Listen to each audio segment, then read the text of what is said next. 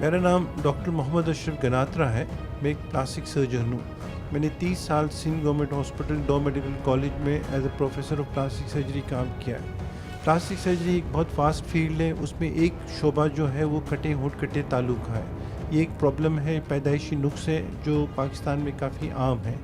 پاکستان میں ایک بچہ 500 بچے پیدا ہوتے ہیں تو ایک بچہ کٹے ہونٹ کٹے تالو کے ساتھ پیدا ہوتا ہے. اور پاکستان میں ایک دن میں 18,000 بچے پیدا ہوتے ہیں, جس کا مطلب ہے کہ 36 بچے ڈیلی کٹے ہونٹ کٹے تالو کے ساتھ پورے پاکستان میں ایک دن میں پیدا ہوتے ہیں. اور اس کو آپ ملٹیپلائی کریں 365 سے تو تقریباً 13,000 سے قریب کے پیشنٹ بنتے ہیں. سب سے بڑی امپورٹنٹ چیز ہے کہ زیادہ تر لوگ پوچھتے ہیں کہ اس کی وجہ کیا ہے, اور زیادہ تر لوگوں کا یہ خیال ہے کہ یہ چاند گرہن سورج گرہن کی وجہ سے ہوتا ہے, یا ماں کے منوس ہونے کی وجہ سے ہوتا ہے, یا کالے جادو کی وجہ سے ہوتا ہے. یہ سارے متس ہیں ڈیفینیٹلی, اور ان سے بچنا چاہیے, اس لیے کہ ماں کا کوئی قصور نہیں ہوتا, اور نہ ہی کوئی کالے جادو ہوتا ہے, اور نہ ہی کوئی چاند گرہن سورج گرہن ہوتا ہے. اس کی جو وجہ ہے اس کو آپ دو میں تقسیم کر سکتے ہیں. ایک ماحولیاتی وجہ جس کو ہم انوائرمنٹل فیکٹرز کہتے ہیں, اور دوسری جینیٹک وجہ جس کو موروثی فیکٹرز کہہ سکتے ہیں.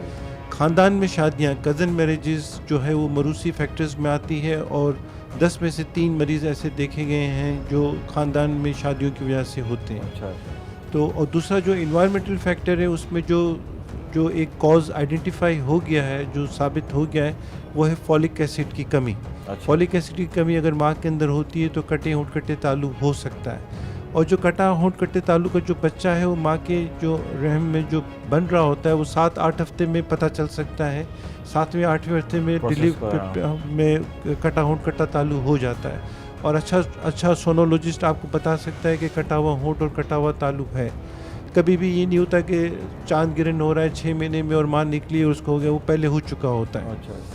اس کے علاوہ جو اور بہت ساری وجوہات ہیں جس کو ہم پری ڈسپوزنگ فیکٹر کہتے ہیں, جو اس کی وجہ نہیں ہوتی لیکن ایک وجوہات بن سکتی ہے, جس میں تابکاری شعاعیں ہیں, ماں کو پتہ نہیں ہے کہ وہ پریگننٹ ہے اور اس نے ایکس رے کروا لیا, وہ ایک وجہ بن سکتی ہے. ماں اپنی طرف سے دوائیاں لے لیتی ہیں جس کو ہم سیلف میڈیکیشن کہتے ہیں, اس کی وجہ سے ہو سکتا ہے. ماں اسموکنگ کرتی ہے, ماں شراب پیتی ہے, باپ کی ایج زیادہ ہے. یہ سارے پری ڈسپوزنگ فیکٹر ہے جو کٹے ہونٹ کٹے تالو کی طرف لے جا سکتے ہیں. اب آتے ہیں اس کی مینجمنٹ کی طرف اور اس کے علاج کی طرف. تو یہ سمجھنا ضروری ہے کہ جو کٹے ہونٹ کٹے تالو کا علاج ہے وہ ملٹی ڈسپلنری ہے. اس کا مطلب ہے کہ بہت سارے ڈسپلینس جو میڈیسن کے ہیں وہ اس میں انوالو ہے. پلاسٹک سرجری کا کام تو 80% ہے, باقی 20% کام دوسرے لوگوں کا ہے, جس میں آرتھوڈونٹسٹ ہے, اسپیچ لینگویج پیتھولوجسٹ ہے, ENT سرجن ہے, سائیکولوجسٹ ہے, میگزیلوفیشل سرجن ہے, اور سوشل ورکر ہیں. یہ سارے کے سارے لوگوں کا کام ہوتا ہے, اور مختلف ادوار میں ان کے کام ہوتے ہیں, اور پھر وہ آتے ہیں اپنا کام کرتے ہیں اور چلے جاتے ہیں. ہمارا کام سرجری ہے, اور سرجری کے لیے ہم جو شروع کرتے ہیں وہ 3 مہینے سے پہلے شروع نہیں کرتے. سب سے امپورٹنٹ جو مسئلہ جو شروع میں ہوتا ہے اور جس سے مائیں بہت زیادہ پریشان ہوتی ہیں وہ ہوتا ہے فیڈنگ کا مسئلہ, کہ بچہ پیدا ہوا ہے, ہونٹ بھی کٹا ہوا ہے, تالو بھی کٹا ہوا ہے, تو ماں بچے کو دودھ کیسے پلائیں. جب بچے کو دودھ پلاتے ہیں تو سارا کا سارا وہ سانس کی نالی میں چلا جاتا ہے. بعض دفعہ بچوں کی چوکنگ ہو جاتی ہے اور دوسرے مسائل ہوتے ہیں. تو ہم اس کے لیے ریکمینڈ کرتے ہیں کہ اس کے لیے الگ سے نپل ملتے ہیں جس کو ہم کلیفٹ نپل کہتے ہیں. کلیفٹ نپل لمبے نپل ہوتے ہیں, وہ ہم کہتے ہیں کہ ماں کو بچے کو 45 ڈگری کے زاویے پہ رکھ کے اگر آپ بچے کو دودھ پلائیں تو وہ اس میں سانس کی نالی میں نہیں جاتا اور بچہ صحیح رہتا ہے. سب سے بیسٹ جو ہے وہ ماں کا دودھ ہے, اور ماں کا دودھ پلانے کے لیے ہم جو پوزیشن ریکمینڈ کرتے ہیں اس کو ہم کہتے ہیں ہارس رائڈنگ پوزیشن.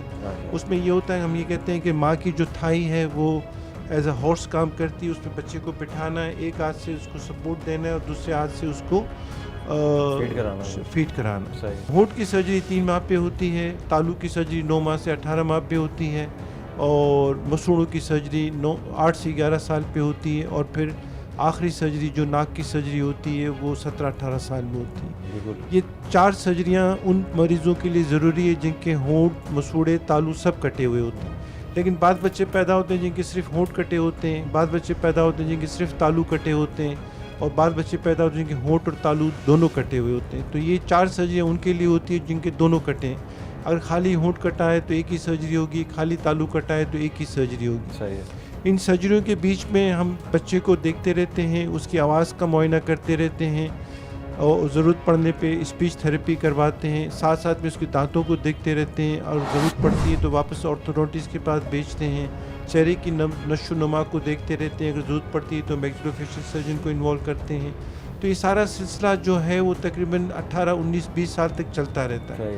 اور اس کے بعد بھی اگر بعض دفعہ کوئی نقص ہوتا ہے, کوئی اور اسٹگما ہوتا ہے, کوئی اور پرابلم ہوتا ہے تو ہم اس کو ایڈریس کرتے ہیں. ایکچولی کٹے ہونٹ کٹے تعلق کی روک تھام یا پریونشن بہت مشکل ہے, اس لیے کہ اس کی ایگزیکٹ وجہ پتہ نہیں ہے. لیکن ہم نے جو دو ابھی چیزیں ڈسکس کی, جو میں نے آپ کو, ایک میں نے فولک ایسڈ کی ڈیفیشنسی بتائی اور دوسرا میں نے کزن میریجز بتائی. تو میرا خیال ہے کہ اگر ہم کزن میریجز پہ تھوڑا سا کنٹرول کریں تو ہو سکتا ہے کہ شاید اس کا انسیڈنس کم ہو جائے.